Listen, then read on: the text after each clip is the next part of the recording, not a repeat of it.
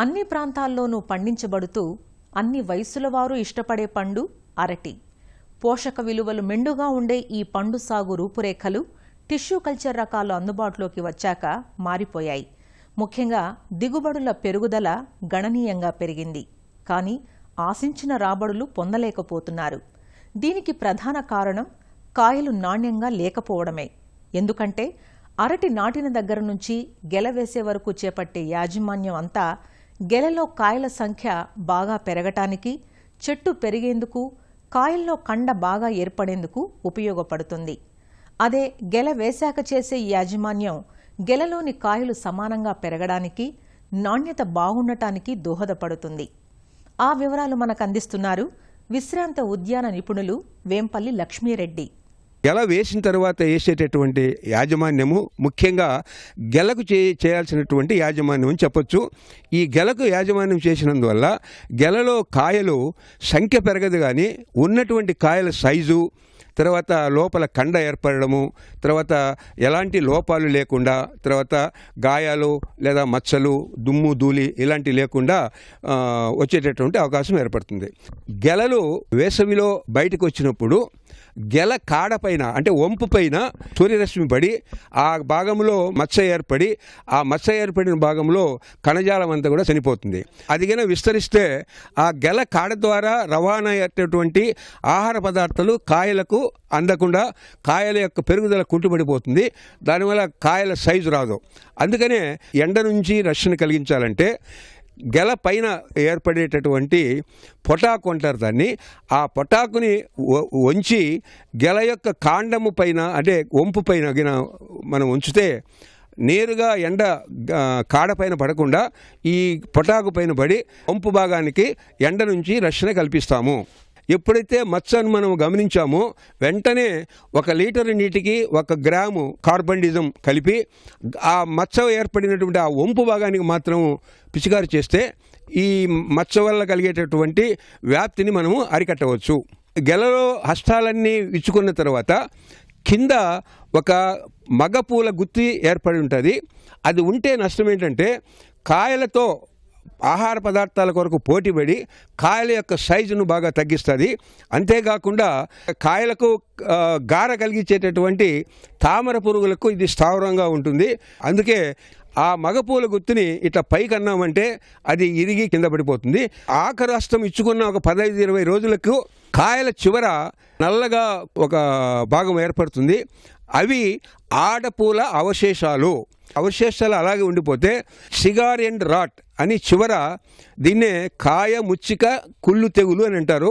ఆ చివరి భాగం అంతా నల్లగా అయిపోయి అదొక శిలీంధ్ర రోగము వచ్చేటటువంటి ప్రమాదం ఉంది. అందుకనే ఈ కాయ చివర ఉన్నటువంటి మగ ఆడపూల అవశేషాలని వాటిని తొలగించాల్సినటువంటి అవసరం ఉంది. గెలలు ఏర్పడిన తర్వాత కూడా గెలలో ఉన్నటువంటి కాయల సైజును నాణ్యతను పెంచేటటువంటి అవకాశం ఉంది. ఆకరస్తం ఇచ్చుకున్న తర్వాత 1 లీటరు నీటికి 0.050 అంటే పొటాషియం సల్ఫేటు 10 గ్రాములు లేదా 13.045 దీన్ని మల్టీకే అని కూడా పిలుస్తుంటారు. దీన్ని 1 లీటర్కు 10 గ్రాములు కలిపి 15-20 రోజుల వ్యవధిలో 3 దఫాలగిన గెలపైన మాత్రమే పిచికారి చేస్తే గెలలో ఉన్నటువంటి కాయల సైజు, కండ ఇవన్నీ కూడా బాగా ఏర్పడి కాయల నాణ్యత, దిగుబడి కూడా బాగా పెరిగేటటువంటి అవకాశం ఏర్పడింది. అంతేకాకుండా గెల నుంచి కూడా పోషకాలను అందించేటటువంటి అవకాశం ఉంది. ఇది ఏ విధంగా చేయాలంటే గెలకలో ఉన్నటువంటి హస్తాలన్నీ విచ్చుకున్న తర్వాత కింది భాగంలో ఒక 6 అంగుళాలు వదిలిపెట్టి ఆ కాడని ఏటవాలుగా కొయ్యాలి. ఎందుకు ఏటవాలుగా కొయ్యాలంటే పీల్చుకునేటటువంటి విస్తీర్ణము బాగా పెరుగుతుంది దానివల్ల.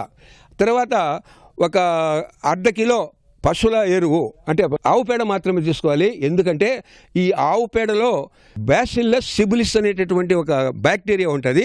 ఆ బ్యాక్టీరియా ఏం చేస్తుందంటే ఈ కోసినటువంటి భాగం కుళ్ళిపోకుండా అది కాపాడుతుంది.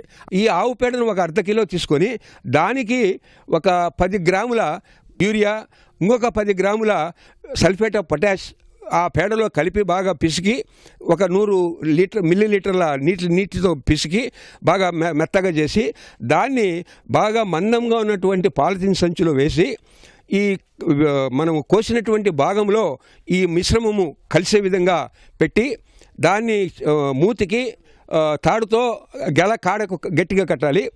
దీనివల్ల ఏమవుతుందంటే ఇందులో ఉన్నటువంటి నత్రజని, పొటాషు, తర్వాత ఖనిజ లవణాలు ఇవన్నీ కూడా ఆ కాడ ద్వారా గెల గ్రహించి బాగా కాయలు వృద్ధి అయ్యేందుకు దోహదపడుతుంది.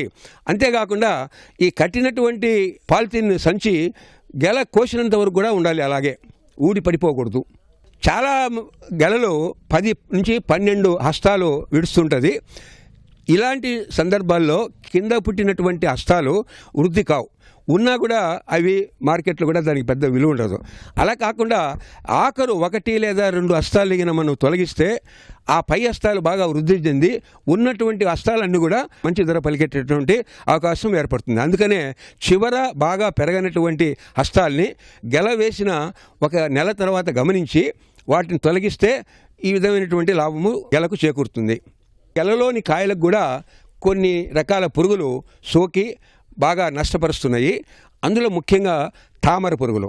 ఈ తామర పురుగులు ఏం చేస్తాయంటే కాయలకు దగ్గర పోయి తోలులో తన నోటి భాగాలతో గీకి అందులోంచి రసం పీలుస్తాయి.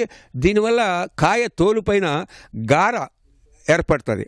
దీని నివారణ కొరకు ఆకరస్తం ఇచ్చుకున్న తర్వాత కాయలు లేతగా ఉన్నప్పుడే ఫిప్రోనిల్ అనేటటువంటి మందుని 1 లీటర్ నీటికి 2 మిల్లీలీటర్లు కలిపి పిచికారి చేయాలి. అలాగే ఇమిడాక్లోపిడ్ అనే మందుని 1 లీటర్కు 0.5 మిల్లీలీటర్ కలిపి పిచికారి చేస్తే తామర పురుగులు బాగా నివారించబడతాయి. మళ్ళీ ఒక 15-20 రోజుల వ్యవధిలో మళ్ళీ రెండవ తూరు చల్లాలి. చూశాం కదండి అరటి గెల నాణ్యతను ఎలా పెంచాలో. మరి అరటి తోటల్ని వేసవి వడగాలుల నుంచి, చీడపీడల నుంచి ఎలా కాపాడుకోవాలో రేపటి అన్నదాతలో వేంపల్లి లక్ష్మీరెడ్డి నుంచి మరిన్ని వివరాలు తెలుసుకుందాం.